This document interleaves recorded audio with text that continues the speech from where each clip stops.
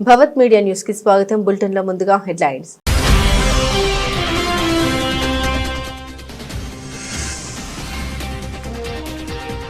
నల్ల సముద్రంలో Russia oil tanker పై drone దాడికి బాధ్యత తమదేనని ప్రకటించిన ఉక్రెయిన్.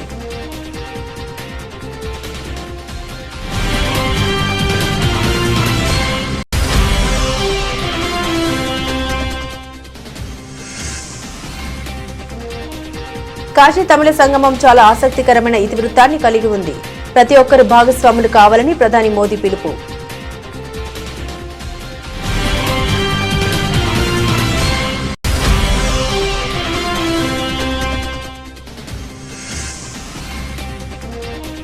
తనకు సిద్దిరామయ్య మధ్య ఎలాంటి భేదం లేదన్న Karnataka deputy CM DK Shivakumar. Party అధ్యక్షుడిగా తన పరిమితులు తనకు తెలుసని వ్యాఖ్య.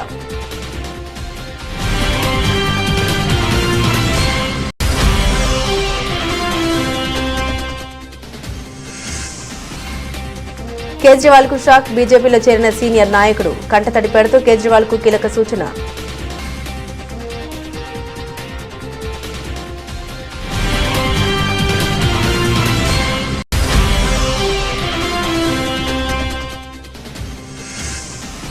వరంగల్ రైల్వే స్టేషన్లో చాయ్ పే చర్చ కార్యక్రమం నిర్వహించిన కిషన్ రెడ్డి.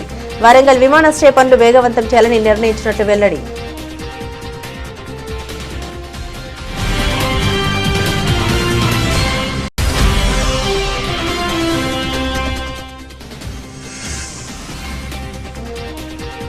దీత్వా తుఫాన్ ఎఫెక్ట్. నెల్లూరు, చిత్తూరు, తిరుపతి జిల్లాలకు ఏపీ విపత్తుల నిర్వహణ సంస్థ రెడ్ అలర్ట్.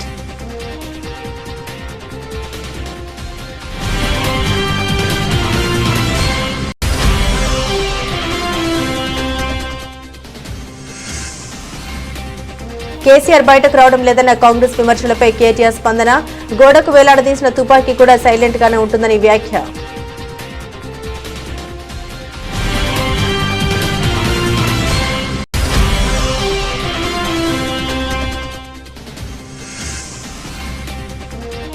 కమిషన్లు, కాంట్రాక్టర్ల కోసమే రాజధాని జపం. అమరావతికి ముమ్మాటికి చంద్రబాబు విలన్ అంటూ అంబటి రాంబాబు విమర్శలు.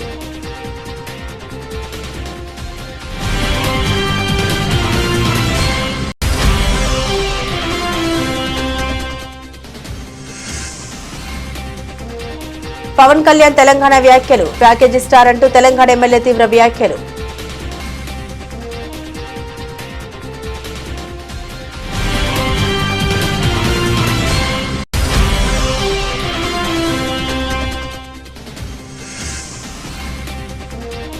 దోపిడీ లక్ష్యంగా మెడికల్ కాలేజీల ప్రైవేటీకరణ. ప్రభుత్వ తీరుపై మాజీ ఎమ్మెల్యే గోపిరెడ్డి శ్రీనివాసరెడ్డి ఆగ్రహం.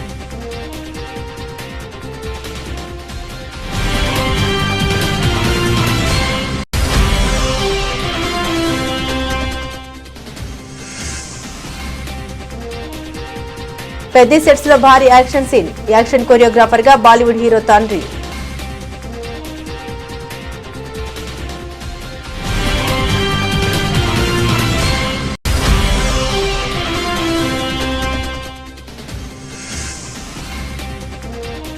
ఉమెన్స్ ప్రీమియర్ లీగ్ షెడ్యూల్ విడుదల. ముంబై ఇండియన్స్, ఆర్సీబీ మధ్య తొలి మ్యాచ్.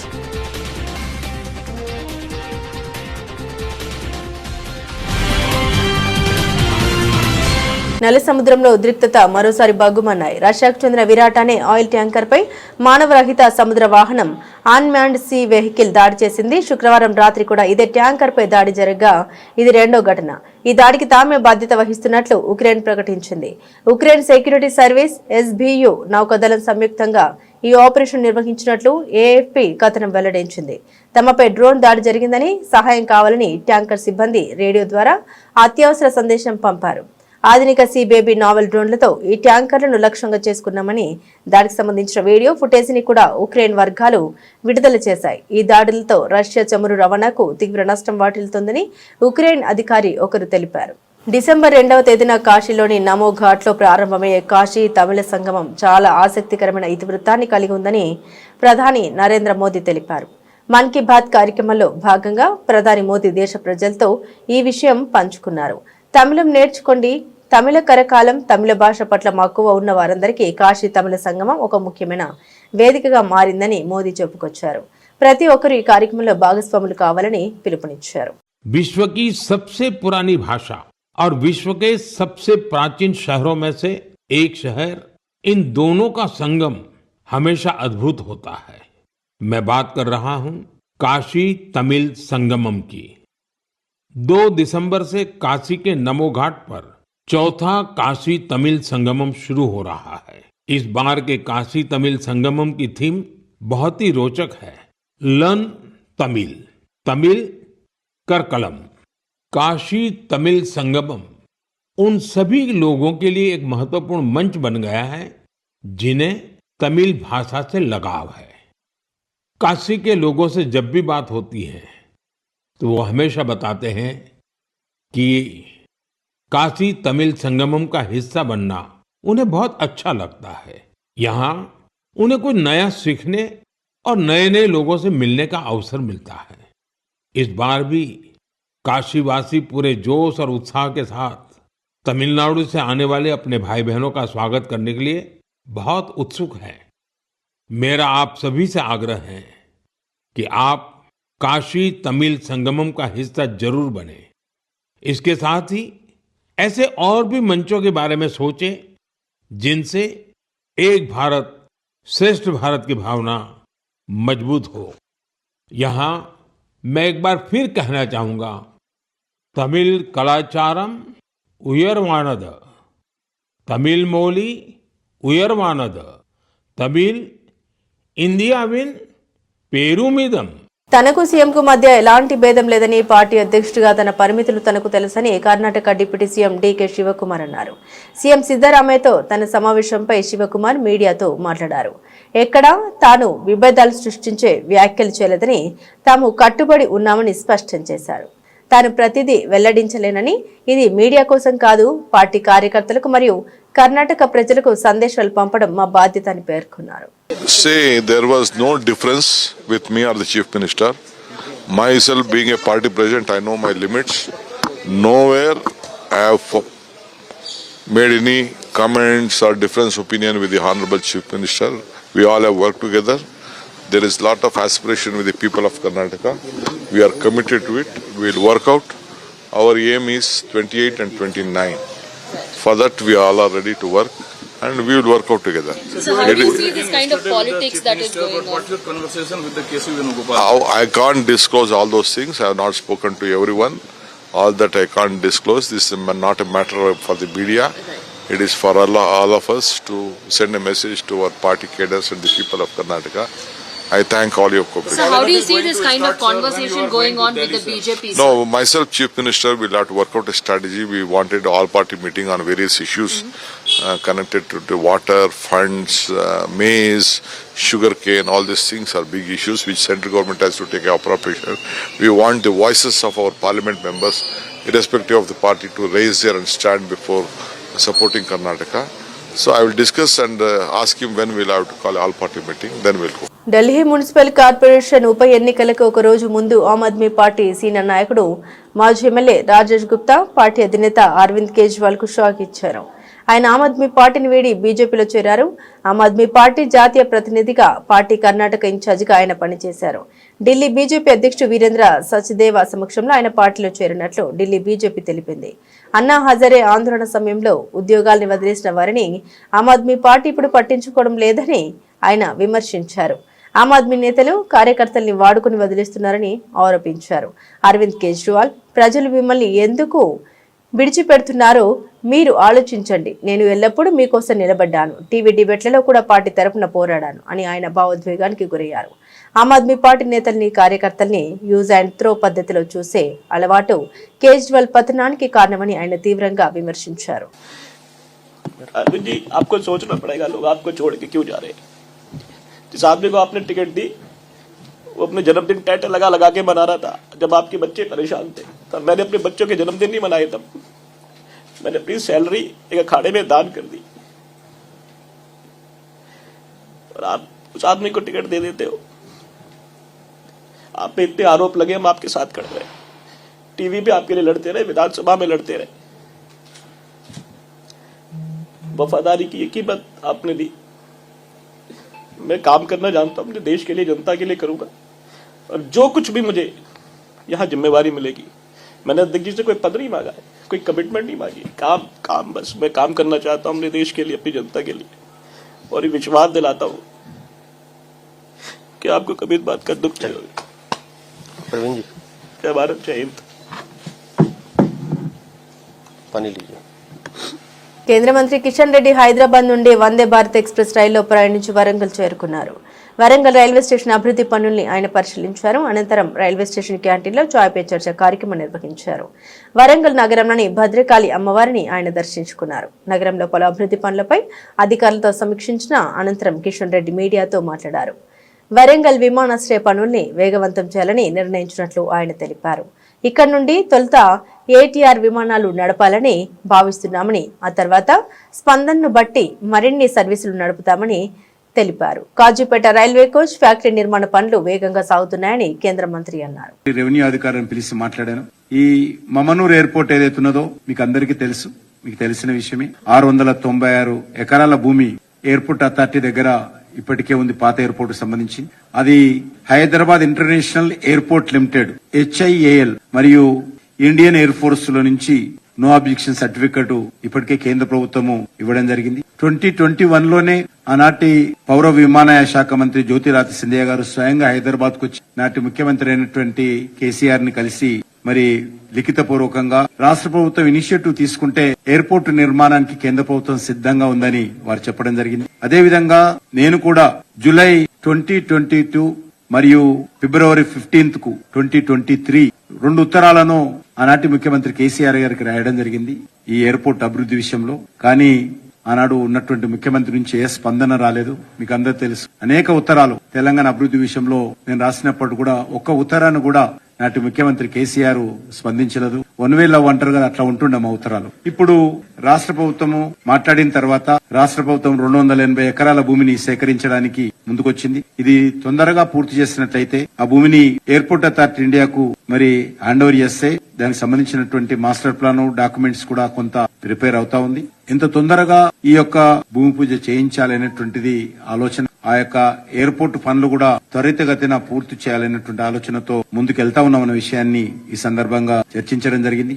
ముందుగా చిన్న విమానాలు ఏటీఆర్ సంబంధించినటువంటి చిన్న విమానాలు ఇక్కడ నడిపి పౌరుల నుంచి ప్రజల నుంచి స్పందనను బట్టి దూర ప్రాంతాలకు కూడా పెద్ద విమానాలు నడిపేటువంటి అవకాశం ఉంటుంది. ఆ విషయాలను కూడా ఎప్పటికప్పుడు చర్చిస్తున్న విషయాన్ని ఈ సందర్భంగా మనవి చేస్తా ఉన్నాం. నైరుతి బంగాళాఖాతంలో ఏర్పడ్డ దీత్వా తుఫాన్ భారత్ వైపు దూసుకొస్తుంది. ప్రస్తుతానికి ఇది కారైకల్కు 80 కిలోమీటర్లు, పుదుచ్చేరికి 160 కిలోమీటర్లు, చెన్నైకి 250 కిలోమీటర్ల దూరంలో కేంద్రీకృతమై ఉంది. గడిచిన 6 గంటల్లో 5 కిలోమీటర్ల వేగంతో ఈ తుఫాన్ కదిలింది. రాగల 24 గంటల్లో ఉత్తర తమిళనాడు, పుదుచ్చేరి తీరాలకు సమాంతరంగా కదిలే అవకాశం ఉందని ఏపీ విపత్తుల నిర్వహణ సంస్థ వెల్లడించింది. దీత్వా తుఫాన్ ప్రభావంతో 3 రోజుల పాటు తేలికపాటి నుండి మోస్తారు వానలు కురిసే అవకాశం ఉంది. రేపు ఖమ్మం, నల్గొండ, సూర్యాపేట, నాగర్ కర్నూలు జిల్లాలో భారీ వర్షాలు కురిసే అవకాశం ఉందని వాతావరణ శాఖ అంచనా వేసింది. ఏపీలోని నెల్లూరు, చిత్తూరు, తిరుపతి జిల్లాలకు ఏపీ విపత్తుల నిర్వహణ సంస్థ రెడ్ అలర్ట్ జారీ చేసింది. ఈ జిల్లాలో భారీ నుండి అతి భారీ వర్షాలు కురిసే అవకాశం ఉందని తెలిపింది. ప్రకాశం, కడప, అన్నమయ్య జిల్లాలో భారీ వర్షాలు కురుస్తాయని పేర్కొంది. ఈ మేరకు ఆయా జిల్లాలకు ఆరెంజ్ అలర్ట్ జారీ చేసింది. అనంతపురం, సత్యసాయి, కర్నూలు, నంద్యాల, పల్నాడు, బాపట్ల, గుంటూరు జిల్లాలో భారీ వర్షాలు కురుస్తాయని తెలిపింది. తీరం వెంబడి 80 కిలోమీటర్ల వేగంతో ఈదురుగాలులు వీస్తాయని తెలిపింది. మాజీ ముఖ్యమంత్రి తమ పార్టీ అధినేత కేసీఆర్ ఫామ్ హౌస్ నుండి బయటకు రావడం లేదని కాంగ్రెస్ నాయకులు చేసిన విమర్శలపై బీఆర్ఎస్ వర్కింగ్ ప్రెసిడెంట్ కేటీఆర్ స్పందించారు. కేసీఆర్ ఏడాదిన్నరగా బయటకు రావడం లేదని అంటున్నారని, గోడకు వేలాడదీసినటువంటి తుపాకీ కూడా సైలెంట్ గానే ఉంటుందని గుర్తుంచుకోవాలని కేటీఆర్ అన్నారు. నాయకుడు ఎప్పటికైనా నాయకుడేనని కేటీఆర్ వ్యాఖ్యానించారు. పార్టీ మారిన 10 మంది ఎమ్మెల్యేలు రాజీనామా చేసి వస్తే అప్పుడు అసలు విషయం తెలుస్తుందని అన్నారు. తెలంగాణ తల్లిని అవమానించే ప్రయత్నం కాంగ్రెస్ చేస్తుందని ధ్వజమెత్తారు. తెలంగాణ తల్లిని తీసి కాంగ్రెస్ తల్లిని పెట్టారని ఆగ్రహం వ్యక్తం చేశారు. అదే చోట తిరిగి తెలంగాణ తల్లిని పెట్టే బాధ్యత తమదే అన్నారు కేటీఆర్. ఎదురుదాడి ఎప్పుడు చేయాన్నో, వెనుకడుగు ఎప్పుడు వేయాన్నో కేసీఆర్ గారికి తెలిసినట్టుగా ఎవరికి తెలియదు. ఇలా కొంతమంది అనుకుంటున్నారు కేసీఆర్ గారు సంవత్సరంన్నర నుంచి కనబడతలేడు, వినబడతలేడు, మాట్లాడతలేడని. నేను వాళ్ళకు గుర్తు చేస్తున్నా, గోడకు ఏలాడదీసిన తుపాకీ కూడా సైలెంట్ గానే ఉంటది, కానీ తీసినప్పుడు దాని కథ తెలుస్తుంది. గోడకు ఏలాడదీస్తే తుపాకీ కూడా సైలెంట్ గానే ఉంటది, కానీ ఎప్పుడు బయటికి రావాలో, ఎప్పుడు పేలాలో, ఎప్పుడు ఏం చేయాలో ఆ నాయకుడికి తెలుసు. అందుకే కేసీఆర్ మాట్లాడితే సంచలనం, కేసీఆర్ మాట్లాడకపోతే కూడా సంచలనమే. ఇవాళ ముఖ్యమంత్రి ఉన్నాడు ఇక్కడ, ఒక ఆయన ఒక 3 ఫుట్ ఉంటాడు కానీ తీస్మార్కాన్ లెక్క మాట్లాడతాడు. ఆయన పెద్ద పెద్ద మాటలు మాట్లాడుతున్నా. నేను ఒకటే అడుగుతున్నా, 2 ఏళ్లలో ఒక్క ఉపన్యాసం చెప్పినావు ఆ కేసీఆర్ పేరు చెప్పకుండా? నీ పేరు ఒక్కసారైనా తీసుకున్నాడు ఆ కేసీఆర్? 2 ఏళ్లలో ఒక్కసారి తీసుకున్నాడు ఆ కేసీఆర్ నీ పేరు? ఒక గది నీ స్థాయి, ఒక గది కేసీఆర్ స్థాయి. అందుకే నేను చెప్తున్నా, నాయకుడు ఎప్పుడు నాయకుడే, అర్భకుడు ఎప్పుడు అర్భకుడే. మనం ఫరక్ పడేది ఏం లేదు. ఇట్లా మాట్లాడితే మళ్ళీ నాకు పొగరంటారు. ప్రపంచ స్థాయి రాజధాని నిర్మాణం పేరుతో సీఎం చంద్రబాబు రైతుల్ని దగా చేస్తూ ఉన్నారని మాజీ మంత్రి అంబటి రాంబాబు ఆగ్రహం వ్యక్తం చేశారు. తాడేపల్లి వైఎస్ఆర్ కాంగ్రెస్ పార్టీ కేంద్ర కార్యాలయంలో మీడియాతో మాట్లాడుతూ 10 ఏళ్ల క్రితమే 32,000 ఎకరాల భూములు ఇచ్చిన రైతులకు ఇప్పటి వరకు ఎందుకు రిటర్నబుల్ ప్లాట్లు ఇవ్వలేదని నిలదీశారు. నాడు రైతులను త్యాగదనులంటూ కీర్తించిన బాబు నేడు అపాయింట్మెంట్ కు నోచుకోవడం లేదని మండిపడ్డారు. రాజధాని కోసం ప్రభుత్వ భూములు కలుపుకొని 50,000 ఎకరాలు సేకరించిన చంద్రబాబు కేవలం కమిషన్లు, కాంట్రాక్టర్ల కోసమే 2వ విడతలో మరో 20,000 ఎకరాలు సేకరణకు సిద్ధమవడాన్ని తప్పుబట్టారు. నాడు రాజధాని సెల్ఫ్ ఫైనాన్స్ ప్రాజెక్ట్ అంటూ గొప్పలు చెప్పి నేడు అప్పు కోసం ప్రపంచమంతా తిరుగుతున్న చంద్రబాబే అమరావతికి అసలైన విలనని స్పష్టం చేశారు. నారాయణ గారు ఇల్లు కట్టేస్తాడు, చంద్రబాబు నాయుడు గారు ఇల్లు కట్టేస్తాడు. ఎన్ని ఎకరాలు చంద్రబాబు నాయుడు ఉంది? 5 ఎకరాలు. ఇదేమో తాడేపల్లి పాలేస్తున్నారు. మరి ఎట్లా ఉంటుందో చూద్దాం. ఇది కొట్టేస్తున్నారు. మరి మన డిప్యూటీ సీఎం గారు పెద్ద గోడలు ఎగుతుంది అక్కడ. అధికారం ఇంతప్పుడు అన్ని లేచిపోతాయి. ప్లాట్లు మాత్రం ఎవరు? రైతులు తాము పండించుకుంటున్నటువంటి భూములు ఎకరం 2 ఎకరాలు ఇస్తే రిటర్నబుల్ ప్లాట్స్ ఇస్తామని చెప్పి మోసం చేయటం కదా. 10 సంవత్సరాల దాకా ఇవ్వలేదే. నువ్వు ఆలోచించుకో, నీకే 1 ఎకరం భూమిని ఇచ్చావు అనుకో, రిటర్నబుల్ ప్లాట్ ఇంతవరకు ఇవ్వలేదనుకో, ఎంత బాధపడతాడు వాడి జీవితం. ఏం కావాలి? సరే, ఏదో 50 ఎకరం 100 ఎకరం నాలాంటి వాడు కొనుక్కుని ఇస్తే అది వేరే విషయం. ఇన్సైడర్ ట్రేడింగ్ చేసుకుని ఇచ్చారుగా, కొనటం ఇవ్వటం. అది అక్కడెక్కడో ముందన్నారు, తర్వాత తీసుకొచ్చి ఇక్కడ పెట్టారు. ఈ లోపల కొనుక్కునేవాళ్ళు మన ఈనాడు వారు, వాళ్ళు వీళ్ళు శుభ్రంగా కొనుక్కున్నారు, అవన్నీ చేశారు. ఇవన్నీ పచ్చి మోసం, దగ. అమరావతి అనేదాన్ని ఒక అంతులేని కథగా చేసి అమరావతి రైతులందరినీ సర్వనాశనం చేసి కాంట్రాక్టర్లని చంద్రబాబు నాయుడు గారు, మంత్రులు బాగుపడే కార్యక్రమం తప్ప రైతుల్ని సర్వనాశనం చేసే కార్యక్రమంలో ఇవాళ చంద్రబాబు నాయుడు గారు నిమగ్నమై ఉన్నారు. రైతులంటే అందరు రైతుల సంగతి దేవుడు ఎరుగు. అందరు రైతులు ఎట్టాగో సర్వనాశనం చేస్తున్నాడు. ధాన్యపు రైతు, పత్తి రైతు, మిర్చి రైతు, శనగ రైతు అందరూ అలో లక్షణమని ఏడుస్తానే ఉన్నారు. అమరావతిలో భూములు ఇచ్చిన రైతులు కూడా అలో లక్షణాన్ని ఏడ్చేటటువంటి పరిస్థితికి వాళ్ళ చంద్రబాబు నాయుడు గారు తీసుకొచ్చి ఏదో రైతును ఒప్పిస్తావో మెప్పిస్తావో బెదిరిస్తావో, నీ కళ్ళన్నీ మాకు తెలుసు కదా. ఇంతకు ముందు కూడా అట్టే కదా బెదిరించి తీసుకున్నావు. పాపం వాళ్ళు గచ్చందరలేక ఇచ్చారు. నా పక్కోడు ఇచ్చాడు, ఈ పక్కోడు ఇచ్చాడు, ఈ పోతే మర్యాద ఉండదని ఇచ్చారు. ఇచ్చి లబోదిపోమంటున్నారు. మొన్నదాకానే జగన్మోహన్ రెడ్డి గారు అన్నారు. ఇప్పుడు ఆయనే వచ్చాడుగా. అరే జగన్మోహన్ రెడ్డి గారి టైంలో ఉన్నది రేటుకోలేదేమయ్యా? నాకు అర్థం కాలేదు. అమరావతిలో పూలింగ్ దేశం అంతా పూలింగ్, జనంతా పూలింగేనా? ఇది చాలా దుర్మార్గం, పచ్చి దగ, పచ్చి మోసం. తెలంగాణ నాయకుల దిష్టి తగలడం వల్లే గోదావరి జిల్లాలో కొబ్బరి చెట్లు ఎండిపోతున్నాయన్న ఆంధ్రప్రదేశ్ ఉప ముఖ్యమంత్రి జనసేన అధినేత పవన్ కళ్యాణ్ వ్యాఖ్యలపై తెలంగాణ కాంగ్రెస్ నేత జడ్చర్ల ఎమ్మెల్యే అనిరుద్ రెడ్డి తీవ్రంగా స్పందించారు. పవన్ కళ్యాణ్ కు 70 ఏళ్లు వచ్చిన ముఖ్యమంత్రి కాలేరని, ఆయన ఒక ప్యాకేజ్ ఇస్తారని విమర్శించారు. తన దిష్టి తగిలితే పవన్ కళ్యాణ్ గెలిచేవారని ఆగ్రహం వ్యక్తం చేశారు. దమ్ముంటే తెలుగుదేశం పార్టీని వదిలి ఒంటరిగా పోటీ చేయాలని సవాల్ విసిరారు. తెలంగాణ నాయకుల నరదిష్టి తగిలినందుకే కోనసీమ జిల్లాలో కొబ్బరి చెట్లు మొండెం లేకుండా అయ్యాయని పవన్ కళ్యాణ్ అనడం విడ్డూరంగా ఉందన్నారు. అదే నిజమైతే ఇతరులు బాగుపడవద్దనే ఉద్దేశం తెలంగాణ వారికే ఉంటే ఆంధ్ర వాళ్ళు హైదరాబాద్, తెలంగాణలో వ్యాపారాలు చేసుకునేవారా అని ప్రశ్నించారు. నీటిపారుదల నిర్మాణం సహా వివిధ రంగాల్లో ఆంధ్ర వాళ్ళు ఉన్నారని తాము ఒక్క మాట కూడా అనడం లేదని అన్నారు. 2024లో పొత్తు పెట్టుకున్నావు. నువ్వు సింగిల్గా పోయి ఉంటే నీ పరిస్థితి ఏందో అందరికి తెలుస్తుండే. నువ్వు సింగిల్గా పోలేదు, మళ్ళీ చంద్రబాబు నాయుడుని పట్టుకొని అయినవు. ఒక మెగాస్టార్ చిరంజీవి గారి తమ్ముడిగా ఆయన పేరు చెప్పుకుంటేనే నీకు స్థానం ఉన్నది. నిజంగా మెగాస్టార్ చిరంజీవి గారు లేకుంటే నువ్వు యాక్టర్ అయ్యేదా? నువ్వు ఎప్పుడైతే మాట్లాడినావో తెలంగాణ వాళ్ళ గురించి, మాది నరదిష్టి, మా కళ్ళు పడే గోదావరి అంతా నాశనం అయిపోయిందని చెప్పి మాట్లాడడం మాత్రం కరెక్ట్ కాదు. అట్లా మాట్లాడినప్పుడు నీకు కూడా చిత్తశుద్ధి ఉంటే నువ్వు హైదరాబాద్ ఆస్తులన్నీ అమ్ముకొని పోయి విజయవాడలో ఉన్నావు. నీకు అంత ప్రేమ ఉంటే ఎందుకు హైదరాబాద్లో ఉంటున్నావు? అక్కడ నుండి 24 గంటలు సేవ చేయి.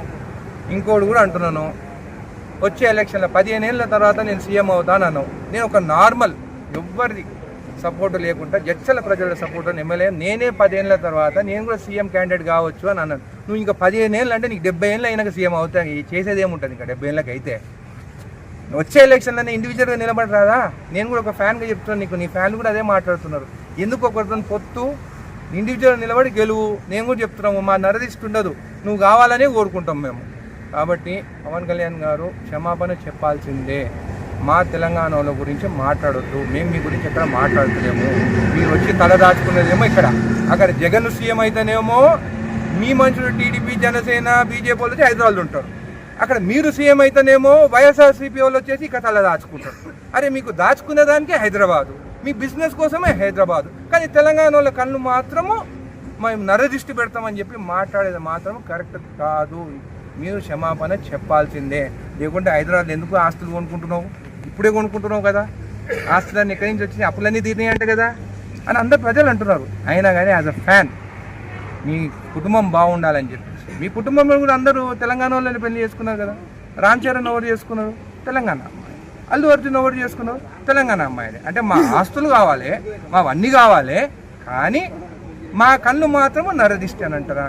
ఇది మాత్రం ఒప్పుకునేది. వేల కోట్ల విలువైన ప్రభుత్వ సంపదను అప్పనంగా దోచుకోవడమే లక్ష్యంగా పీపీపీ పేరుతో 10 కొత్త మెడికల్ కాలేజీలను ప్రైవేటీకరించాలని టీడీపీ కూటమి ప్రభుత్వం నిర్ణయం తీసుకుందని YSRCP doctors wing working president మాజీ ఎమ్మెల్యే డాక్టర్ గోపిరెడ్డి శ్రీనివాసరెడ్డి ధ్వజం ఎత్తారు.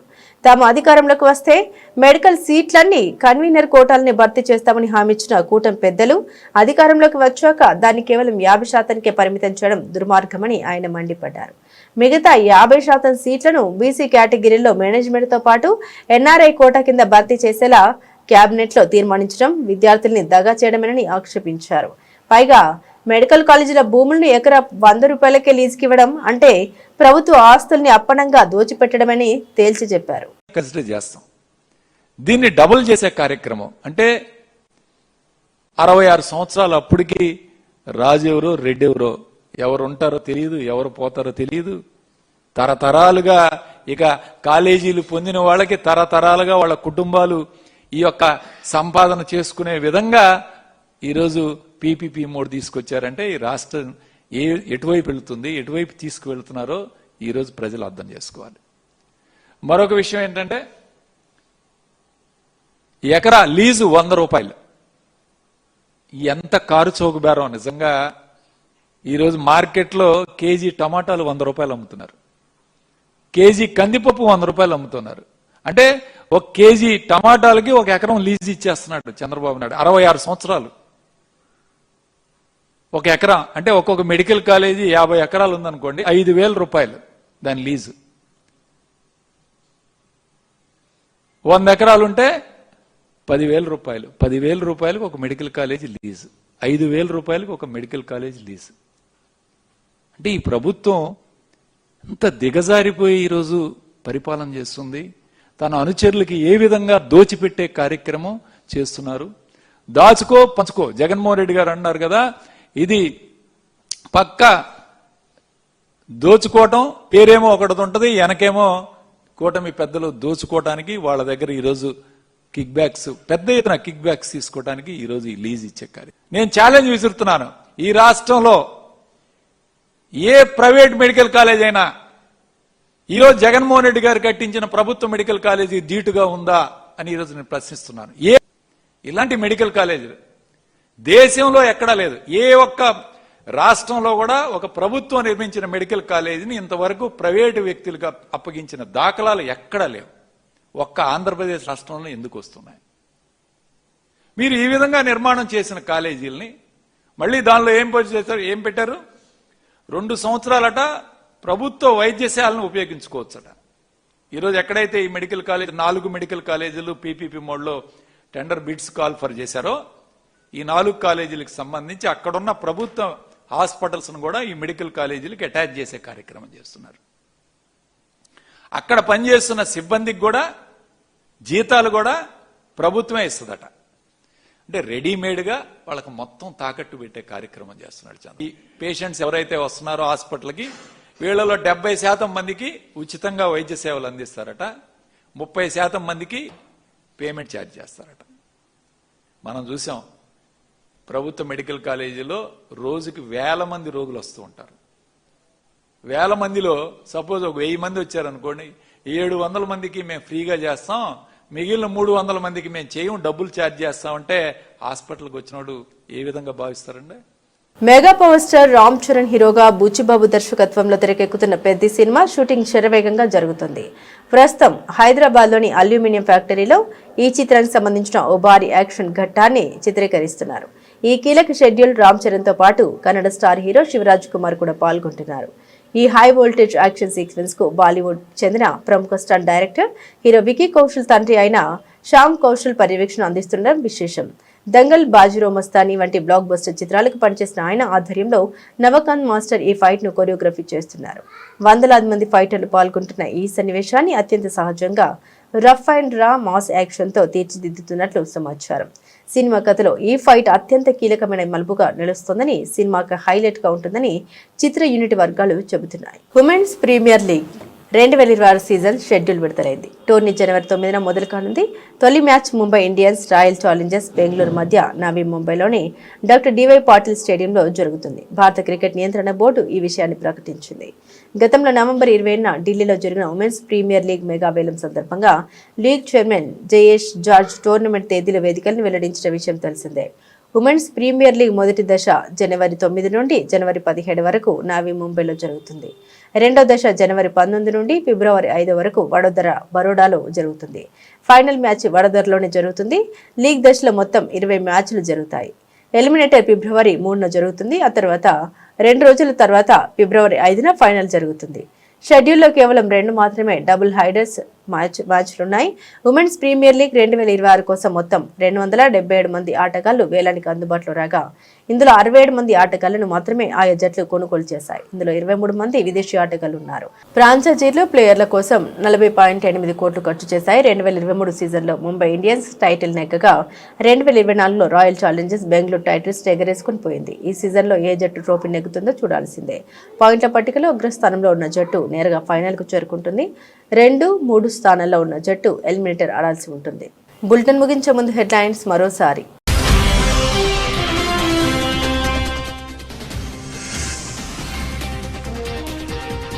నల్ల సముద్రంలో రష్యా ఆయిల్ ట్యాంకర్ పై డ్రోన్ దాడికి బాధ్యత తమదేనని ప్రకటించిన ఉక్రెయిన్.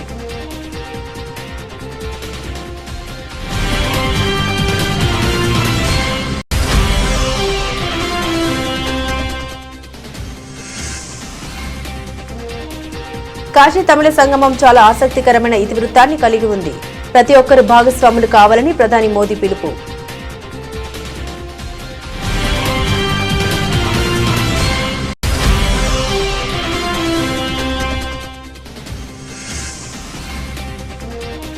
తనకు సిద్దిరామయ్య మధ్య ఎలాంటి భేదం లేదన్న Karnataka deputy CM DK Shivakumar. Party అధ్యక్షుడిగా తన పరిమితులు తనకు తెలుసని వ్యాఖ్య.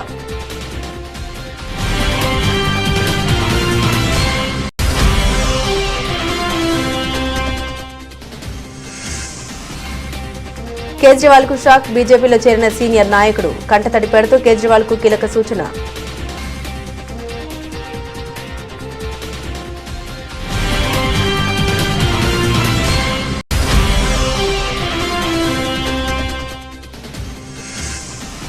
వరంగల్ రైల్వే స్టేషన్లో చాయ్ పే చర్చ కార్యక్రమం నిర్వహించిన కిషన్ రెడ్డి. వరంగల్ విమానాశ్రయ పనులు వేగవంతం చేయాలని నిర్ణయించినట్లు వెల్లడి.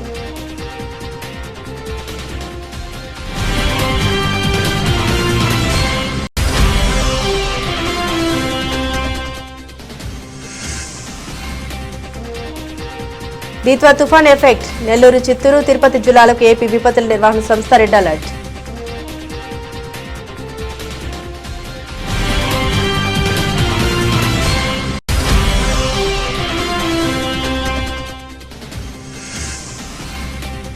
కేసీఆర్ బయటకు రావడం లేదన్న కాంగ్రెస్ విమర్శలపై కేటీఆర్ స్పందన. గోడకు వేలాడదీసిన తుపాకీ కూడా సైలెంట్ గానే ఉంటుందని వ్యాఖ్య.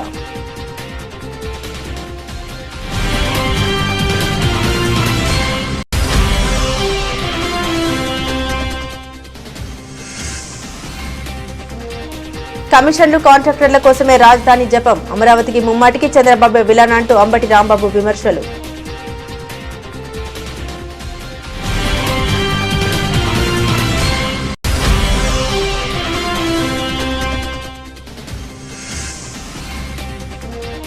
పవన్ కళ్యాణ్ తెలంగాణ వ్యాఖ్యలు. ప్యాకేజీ స్టార్ అంటూ తెలంగాణ ఎమ్మెల్యే తీవ్ర వ్యాఖ్యలు.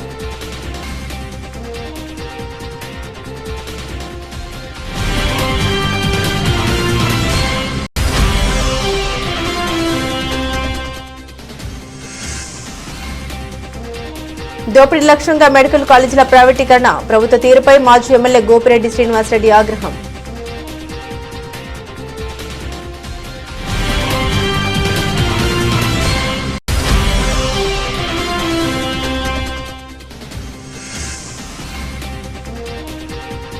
పెద్ద సెట్స్ లో భారీ యాక్షన్ సీన్, యాక్షన్ కొరియోగ్రాఫర్ గా బాలీవుడ్ హీరో తండ్రి.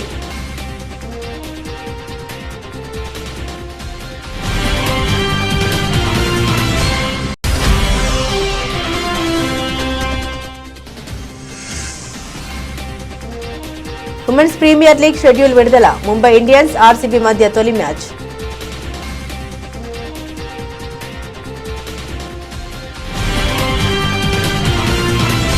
ఇవి బులెటిన్లోని విశేషాలు. తిరిగి మరో బులెటిన్తో మళ్ళీ కలుసుకుందాం. అంతవరకు సెలవు, నమస్కారం.